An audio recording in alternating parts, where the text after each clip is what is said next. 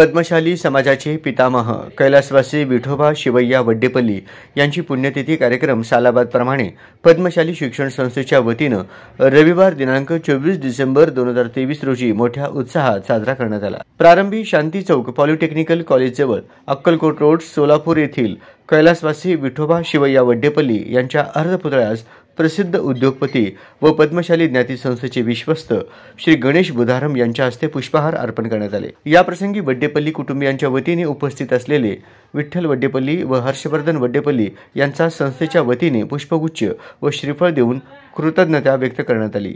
श्री गणेश बुधारम यांचा सत्कार श्रीमान विठ्ठल वड्डेपल्ली यांच्या हस्ते करण्यात आला।